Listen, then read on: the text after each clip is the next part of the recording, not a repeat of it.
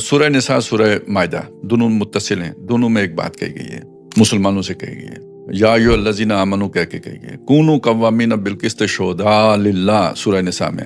آپ کھڑے ہو جاؤ انصاف کے ساتھ اللہ کے گواہ ہوتے ہوئے۔ دوسری جگہ کہ کہا اللہ کے لیے کھڑے ہو جاؤ، اللہ کے گواہ ہوتے ہوئے انصاف قائم کرنے والے بن کے کھڑے ہو جاؤ، جو دونوں جگہوں پہ ہے۔ اور آگے اس انصاف کی رکاوٹوں کا ذکر ہے، کیا کیا ہوتی ہے۔ سورہ نساء میں بتایا واللہ علی انفسکم، وہ حق کی بات خواہ تمہارے اپنے ہی اوپر پڑتی ہو، او الوالدین والاقربین، یا والدین کا نقصان ہوتا ہو یا رشتہ داروں کے خلاف جاتی ہو، ان یکن غنیا او فقیرا، یہ بھی تو ہوتا ہے ہمدردی کسی سے ہوتی ہے کہ بھئی فقیر ہے، پہلے ہی برے حال میں ہے، یہ گواہی بھی دے دی تو اور ستیاناس ہو جائے گا اس کا، یا امیر سے اچھے تعلقات رکھنے کے لیے، وہ اسٹیبلشمنٹ ہے تو اس سے اچھے تعلقات رکھنے کے لیے وہ بھی رکاوٹ بنتی ہے۔ تو حکم کیا ہے؟ یہ کوئی رکاوٹ نہیں بننا چاہیے، یعنی محبت کسی کی بھی، والدین ہو کوئی بھی ہو، تو ان میں سے کسی کی بھی محبت آپ کے حق بات کہنے کی راہ میں رکاوٹ نہیں بننی چاہیے۔ دوسری جگہ پہ کیا فرمایا؟ وہی بات کہی جو ادھر آئی تھی، اور آگے وَلَا يَجْرِمَنَّكُمْ شَنَآنُ قَوْمٍ عَلَىٰ أَلَّا تَعْدِلُوا، کسی قوم کی دشمنی تمہیں اس پہ آمادہ نہ کر دے کہ تم عدل کا دامن ہاتھ سے چھوڑو۔ کوئی ثابت ہے کسی فیصلے کے لیے گئے، مسلمانوں کے دو گروہ تھے، تو